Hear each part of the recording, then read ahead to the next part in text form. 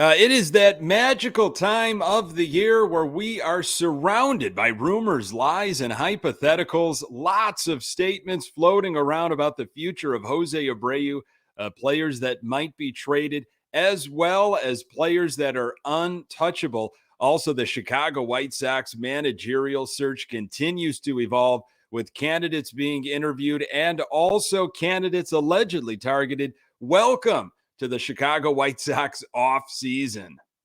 You are Locked On White Sox, your daily Chicago White Sox podcast, part of the Locked On Podcast Network, your team every day.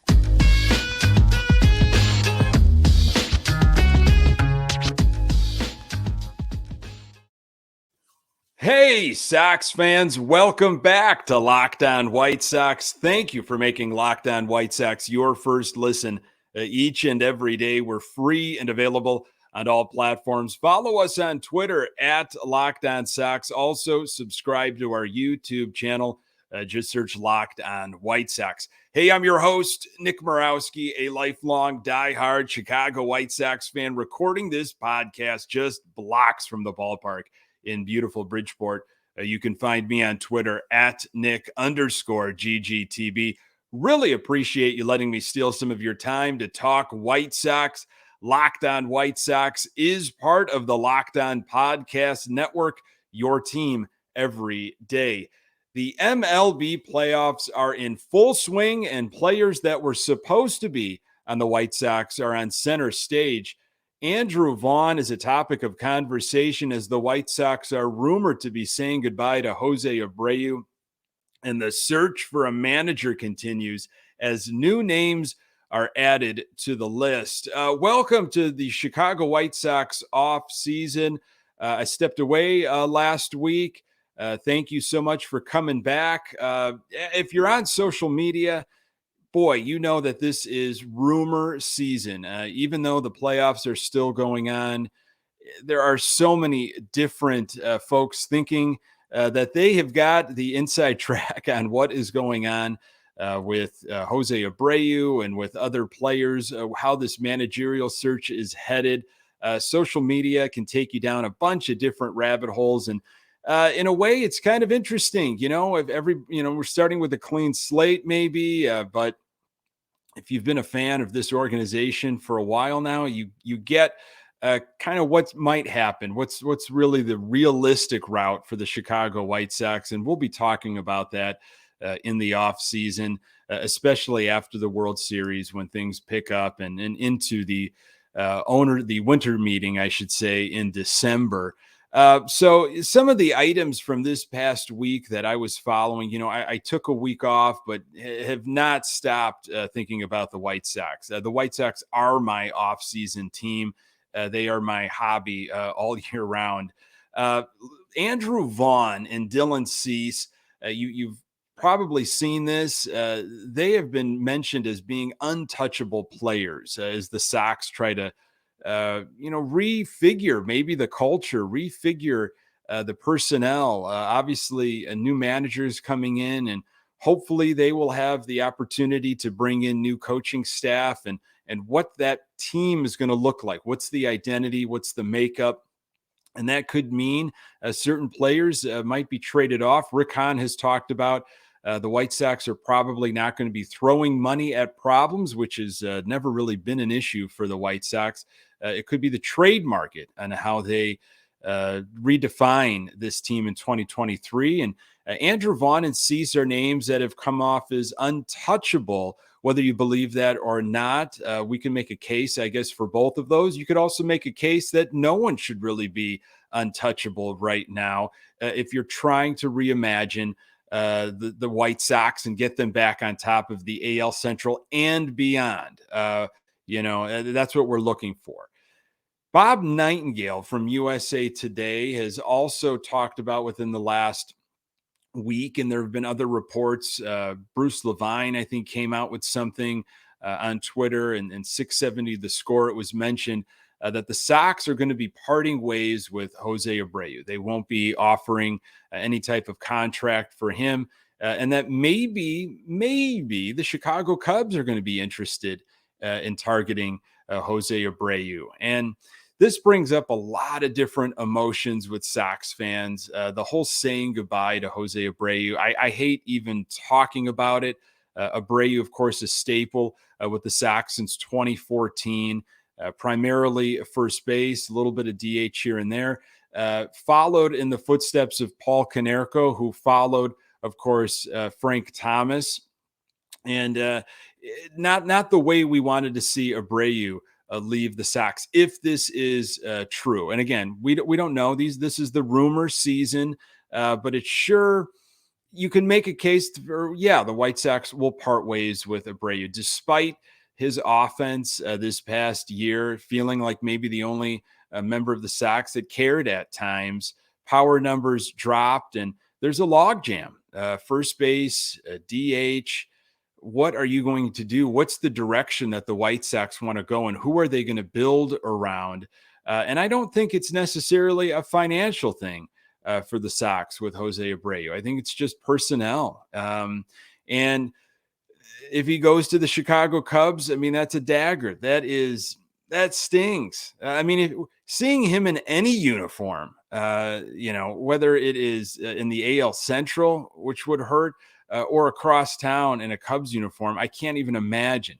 It's difficult. You could possibly take it's not personal, it's just business approach. Abreu is a guy that we'll be talking about, I'm sure, quite a bit. There'll be a lot of rumors, but I think Jose Abreu, that situation needs to be figured out quickly, very quickly, and then things will kind of fall into place. And maybe the new manager has some say with that. I don't know. You're hearing names like Bruce Bochy and Schilt and Washington from Atlanta. Atlanta just got bounced from the playoffs. You're hearing those names as being front runners. Bob Nightingale has talked about that. I'm also hearing reports, as I'm sure you have, that Bruce Bochy has been contacted by the Texas Rangers, who are looking to fill a managerial job, and that Bochy hasn't even been contacted by the White Sox. And there is the polarization of the offseason. You will see some reports of, absolutely, this name is at the top of their list, and then a few days later, some other baseball insider will come out with something that, no, the Sox haven't even contacted that person, let alone have them on their list. Ozzie Guillen's name continues to be brought up. You'll see some accounts, some folks on social media that, any day now, Ozzie Guillen will be announced. And then you'll hear other reports that Ozzie Guillen hasn't even been contacted. And that is not a route that the Sox are going to go in. We're hearing that there have been interviews. The Sox have been talking to Joe Espada and Miguel Cairo, Pedro Griffel, which is from the Kansas City Royals organization, and have requested to talk to Washington from Atlanta. Joe Madden, former Chicago Cub coach, Los Angeles Angels, he is interested. I think he just came out with a book recently and has been going on a lot of different TV and radio stations talking to folks about his interest to come back to manage. And his quote is, "I'll talk to anybody." And if I'm the White Sox, I don't know if I want somebody that's necessarily saying they'll talk to anybody. I want somebody that wants the White Sox job. Like, this is their job. They just don't want to manage again. They want to manage for the Chicago White Sox. So we'll see if Joe Madden actually gets an interview. Mark Feinsand, this is what he said on Twitter just recently, maybe a day or so ago, regarding managerial searches around MLB.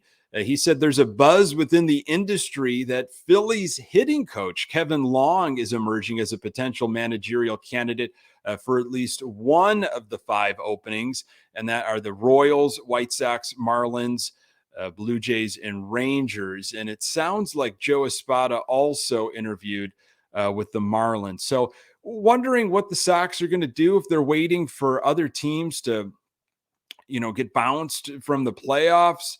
Will you wait too long that way? Is there a certain candidate that they had in mind heading into the offseason before maybe the season ended? And if they found that candidate, I mean, would you just offer them that gig, and maybe you can't wait. Maybe you have to wait perhaps until after the World Series. I know baseball kind of likes that. No big announcements until the World Series is over. I don't know. But I'm sure, as tomorrow and, down the line this week, those days roll away, we're going to hear more names being talked about. As we record here, 17 years ago, you got to talk about this. And of course, 17 years ago, the White Sox punched their World Series ticket. They lost the first game of the ALCS to the Angels and then went on a roll. Got complete games, 4 straight complete games from Garland, Burley, Garcia, Contreras. You're not going to see that again. 4 straight complete games.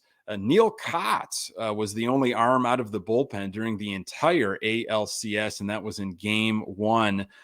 First time, of course, the White Sox saw the World Series since 1959. A lot of great memories as we start remembering. This is kind of coming up soon to when the Sox started the World Series on the South Side, Game 1 and Game 2, and 17 years ago. Absolutely crazy. Jose Abreu, going to talk about him quite a bit, I'm sure, this offseason. The White Sox rumored to be parting ways with their captain, really, since 2014. Is Andrew Vaughn ready to take over at first base? More on that in a moment. The numbers don't lie. In the last decade, over 4 million people have chosen Simply Safe Home Security to bring their home, to protect their home. You don't earn that trust of that many people without doing something right. At Simply Safe, your safety is the only thing that matters. I know because I use Simply Safe in my own home. They protect you with cutting-edge security technology powered by 24/7 professional monitoring agents who always have your back. Here's why I love it.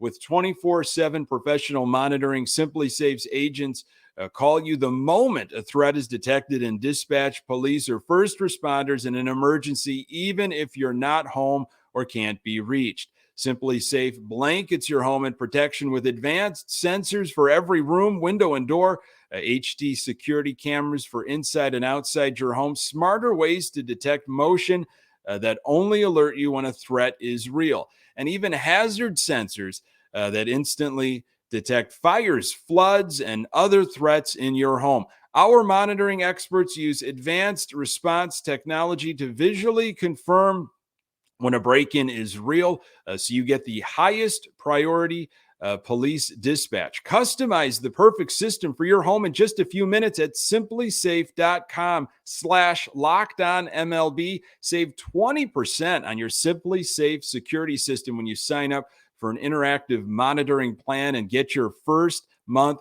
free. Visit simplysafe.com/lockedonmlb to learn more. There's no safe like Simply Safe. Well, with Jose Abreu rumored to be leaving the White Sox organization, all eyes are really on Andrew Vaughn. And, whether or not he's untouchable, I've heard rumors that maybe Andrew Vaughn is going to be packaged up for some players that, some depth, some Sox, Sox have a lot of needs in a lot of different spots. And if they're not going to throw money at situations, trading, they're going to have to get creative. Let's assume that Andrew Vaughn sticks around and that he is going to be a focal point. He is going to be center stage for the Sox moving forward.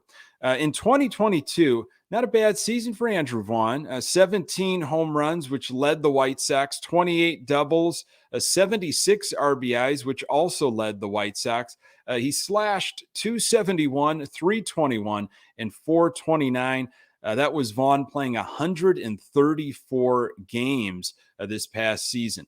All of those numbers I just talked about were an increase from his 2021 season, and we have yet to see Andrew Vaughn play regularly at his natural position, which of course is first base.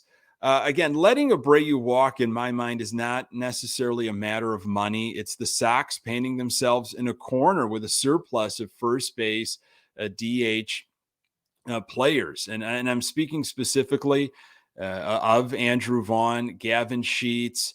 What are you going to do with Gavin Sheets? Love the lefty bat, but do not love him in right field. Is he going to maybe be a platoon first baseman with Andrew Vaughn? If the Sox can actually figure out the outfield for once, I don't know. And if that's the case, what do you say to Jose Abreu? Well, we'd like you to be a DH, Jose Abreu. He doesn't like to do that. He wants to continue to play, and he's talked about, he knows he has more years. He loves the game. Well, then that means, okay, well, if you're going to stay at first base, then Andrew Vaughn, we're going to have to DH you. Well, what does that mean for Eloy Jimenez? We saw Eloy's numbers, especially the second half after the All-Star break. And I know Jimenez doesn't want to be a full-time DH, but you have to stay healthy, Eloy Jimenez. You are on the team not for your glove, but for your bat. So then that goes all the way back to the situation of, if you're going to let Jose Abreu walk, Andrew Vaughn becomes your first baseman. Get him at his natural position, and hopefully we'll see some of those numbers increase when he's feeling comfortable and not having to also learn a new position out on the field. Vaughn, wasn't forced upon the organization. Andrew Vaughn was drafted number 3 overall in 2019, and it would be really nice to see one of these high draft picks actually work out for the White Sox. There have been some duds that maybe in real time seemed like a good idea, but have just not worked out, have not provided anything for the White Sox moving forward here. Maybe that number 3 spot in the 2019 draft, Andrew Vaughn can be that moving forward. Love to see what he can do at that natural position. Now, if the Sox bring back Abreu, which that could happen, I think you're going to have to look at trading Andrew Vaughn. Trade him now before he depreciates further, and you're better to get something back, bunch of talent perhaps that the Sox can use now. Again, define bunch, I don't know. Hopefully it's a few guys that you can plug in right away, and that maybe is not realistic. It depends. Sometimes the Sox, they overanalyze some of the players that they have on their team and overvalue them maybe. And they expect this great return from other teams, but other teams are saying to them, I know what you have, and you're completely overvaluing your talent. So if Vaughn does become the man at first base moving forward, a lot of pressure on him, of course, follows a rich history of first baseman in the Sox organization, Thomas, Konerko, and of course Abreu. But you drafted Andrew Vaughn for a reason. Other first-round picks in recent years have not panned out. Collins, Fulmer, Berger. I don't know what's going to happen with Berger moving forward. Madrigal, Birdie. Maybe Andrew Vaughn is that one that will actually work out for the White Sox. The MLB playoffs have featured scoreless marathons, and as well as some intriguing underdog stories. Oh, what could have been for the White Sox. More on that in a moment. The NLCS has been set. Philadelphia playing San Diego. Bryce Harper, Manny Machado in the NLCS. Either Harper or Machado going to be headed to the World Series, of course. And anytime you start talking about Bryce Harper or Manny Machado, especially when it comes to the playoffs, and now you're seeing them having success, you got to think 2018, 2019 offseason for the White Sox. Sox were rumored to be not only in on one, but in on both. And Manny Machado met with the White Sox. Bryce Harper met with the White Sox. And boy, you can go on and on about what happened there. Why is Manny Machado not in a White Sox uniform? And that goes for Harper. Harper has talked about how great the meeting went and his visions of playing on the South Side and the culture of playing at 35th and Shields and what a Sox fan, what the makeup is of a Sox fan. And just to go back and read some of those quotes, it's still aggravating. But The Sox didn't spend the money. The Sox didn't play the game that Machado's camp wanted them to play. They played it their way, and it didn't work out. As for Harper, I still that's the one that I really wanted. That would have answered, of course, the power lefty bat, the right fielder position. Could even maybe played a little DH here and there, of course. But one of those players, one of those teams will be headed to the World Series. Yankees and Guardians. That's an interesting series as well. I know a lot of folks just cannot root for the Yankees, can't stomach it, so they're pulling for the Guardians. Honestly, I get it. Especially having visions of what the Yankees did for a while, in the 90s and 2000s, and just irritating. Very, very irritating, but I can't pull for the Guardians. It's a tough situation. It's really tough.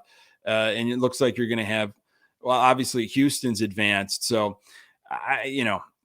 it's impressive what Cleveland's doing. It's absolutely impressive. And I know there's a lot of folks that want Cleveland to advance, to kind of show the White Sox organization, see, look at what they're doing. We got to compete with that now, figure it out this offseason. But it's tough for me to root for Cleveland. So we'll see. That should be wrapped up very soon. And then you're going to have your ALCS and NLCS figured out. And again, the Harper Machado thing is going to be really interesting to watch. Folks, really appreciate you coming back and making time for this podcast in your daily routine. You can find the Locked On White Sox podcast absolutely everywhere. We are on Twitter at Locked On Sox. You can find me on Twitter at Nick_GGTB. Thanks for making Locked On White Sox your first listen. Now make your second listen the Locked On MLB podcast. MLB expert Paul Francis Sullivan brings humor, passion, and unique perspective on every team and the biggest stories around the league. Follow the #1 daily league-wide podcast, Locked On MLB, on the Odyssey app, YouTube, and wherever you get your podcasts.